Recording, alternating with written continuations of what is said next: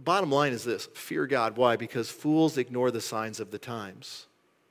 Now remember in Exodus chapter 5, verse 2, that Moses goes to Aaron, or goes to Pharaoh and says, let the people go. And he says these words: I do not know the Lord. I don't know this Lord. I don't know this I am you're talking about. Don't you know I'm a God? Don't you know I'm in control of this situation, Moses? Don't you know that I'm the one with all the authority? I'm the one with all the power here. And then the bottom line is this, is he's going to find out that he doesn't have quite so much power.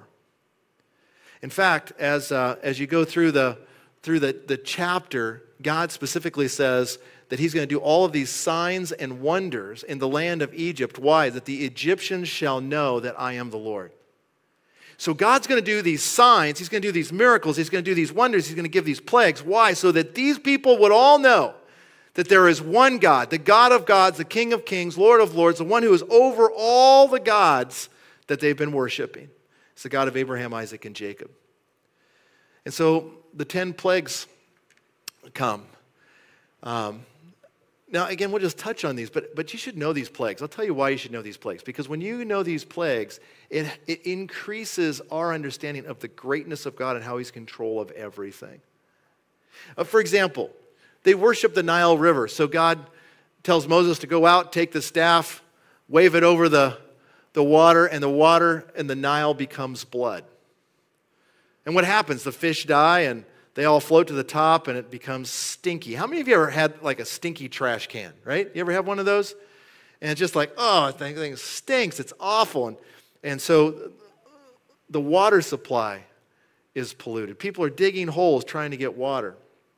And it says there that Pharaoh hardens his heart and the people of Egypt harden their heart, and they even bring their demonic sorcerers out, and they can make blood too. They can't get rid of it, but they can make it. They can duplicate it, but they can't stop it.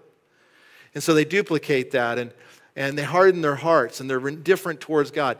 And then God says, okay, send them some frogs. And so frogs come. Now, it's amazing. These frogs come out, and God tells them, you're going to have frogs. You're going to have frogs in your bed with you. You're going to have frogs in your kitchen. You're going to be in the bowls. It even says in your bowls, when you go to mix stuff up, there's going to be frogs in it. How many of you have ever picked up a frog? I know we're city folks. Some of us have never picked up a frog. You pick up a frog. Do you know what they do? They urinate on you. Say, Pastor Mark, that's gross. Yeah, it's gross. That's the point.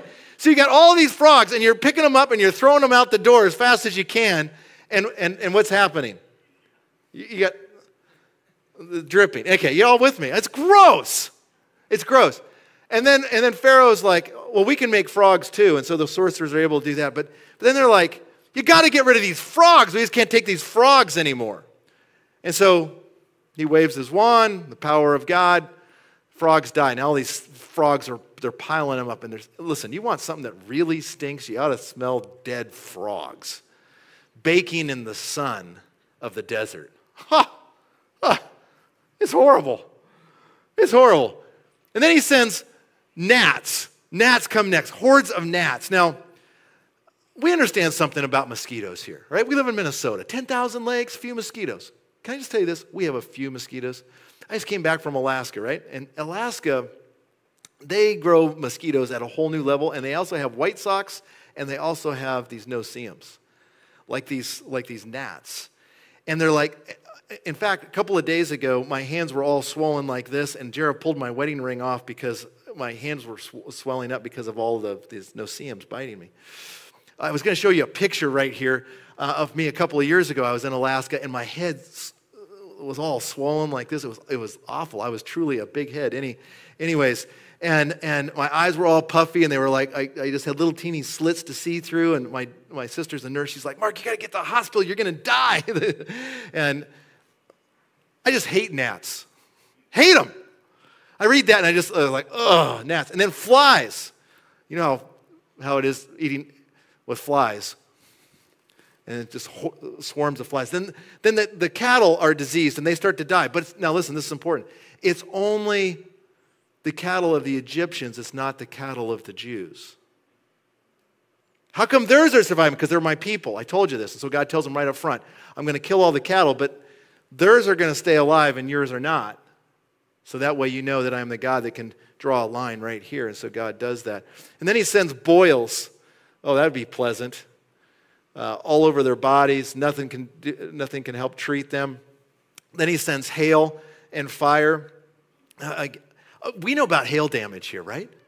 I mean, I've lived in Minnesota. Like, I've had my house destroyed like twice already. 5 years, house destroyed twice. 2 new roofs, new siding, new windows. It's just amazing. All right? But now when you live in an agricultural situation and this hailstorm comes, it just destroys all the food, destroys all of your crops, everything you've been working for, just destroyed. Now you don't have any groceries. There's nothing going to be in the stores. And so the hail and the fire comes. And then anything that's left, God sends the locusts after that. And then darkness. It says the darkness. We know about darkness. We live in Minnesota. The darkness is coming. Do you know the darkness is coming? I drove in today and it was like dark when I left my house. I was like, oh, here it comes.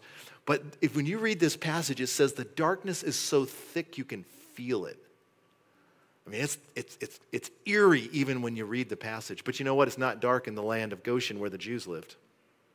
So it's dark everywhere else, but not there. So there's like a spotlight on the land of Goshen.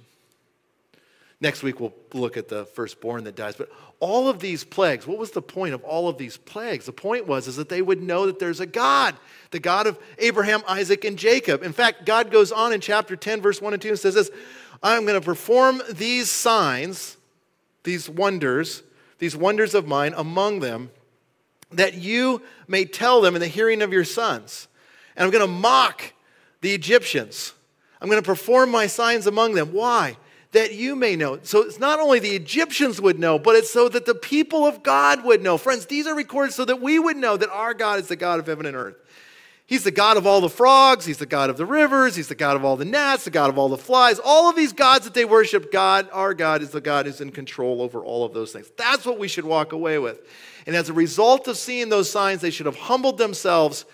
And the constant call there for Pharaoh is to humble himself. But it says he hardens his heart and he resists God. And then God in his providence because of his sin. Listen, friends, there's a point with sin when you and I resist, that God's judgment comes.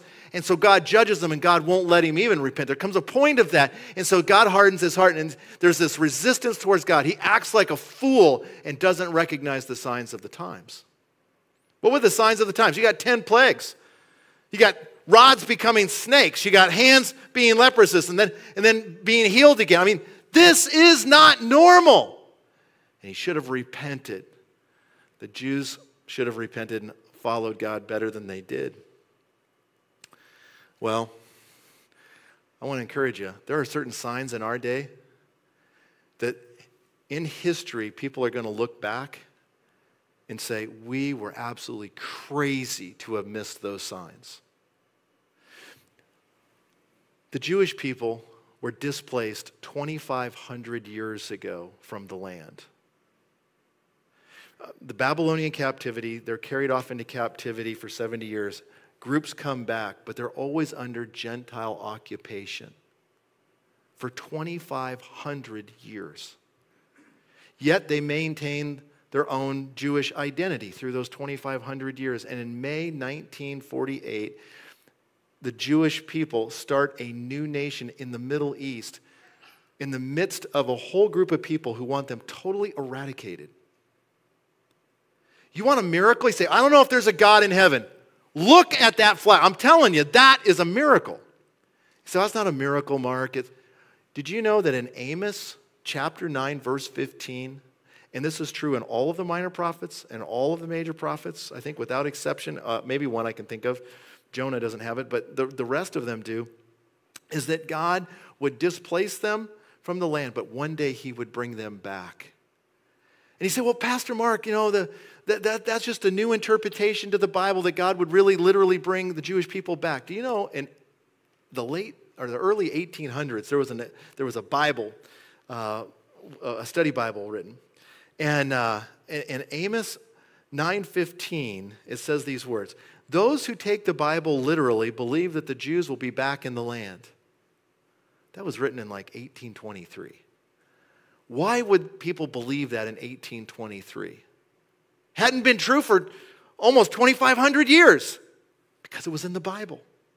And in 1948, that happens. Friends, This is a sign, I'm telling you, a significant sign in the days in which we're living. Globalization is another one. I mean, even in my lifetime, nationalism as America or different nations was very strong. But today, the spirit of globalization, not only all the emphasis on globalization, but the spirit of embracing this concept. Yes, we're a global community, a one world government. Those concepts, ideas, a global currency, a global climate control, global this. I'm just telling you, this is something that you couldn't even anticipate 30 years ago if you didn't read the Bible. And then violence. Jesus says when he comes back, it's going to be like the days of Noah filled with violence. Violence. Every leader I meet with locally and throughout the country, violence and lawlessness increase, and we don't know what to do. We don't know what to do. Just the other day, I got this in my news feed that there's a police chief and his whole staff just ended up resigning. It's just out of control, and they just quit. And some people will say, like, well, that's good because there's some bad police officers. Friends, look at me. How many of you know there's bad police officers? How many of you know there's bad pastors? How many of you know there's bad doctors? Have you ever been to one? So let's get rid of doctors. Let's get rid of pastors. There's bad cars. I mean, there's some bad cars out there. I mean, every box of apples have some bad ones in it. That's true. But when you take out such as law enforcement to suppress evil, guess what? The bad guys rule the streets. The town that I grew up in, there's 28 different gangs there. There's about 50 police officers. How many of you know that all of the gang guys in that town are probably bad guys? Is that probably a safe bet? And folks just can't seem to wrap their minds around it. Violence is everywhere. Jesus said it was going to be like that in the last days, and we're seeing these three things. I would suggest to you that walking away from this, I just look at this passage and I'm going, wow, God did these things so that we know that he is God. Fools would look at those 10 plagues and say, I'm not going to worship the God of Abraham, Isaac, and Jacob. It'd be crazy. Would you say that's crazy? Yeah, and I would suggest to you it's equally crazy. And history's going to look back on the people of our generation and say, God told you that you're living in the last days, that the Bible is true, that the Bible did talk about these things. These are unprecedented things in your generation, and you did not recognize the times. One of the most amazing things that Jesus says in the New Testament, I think, is when he's with the Jewish leaders and the nation there, and he says, how is it that you did not recognize the time of your visitation? And I would suggest to you, friends, many are missing that. Don't miss it. Jesus is the Savior of the world. Today is the day to believe. Today is the day to follow. Christian friends, follow him. Walk by faith.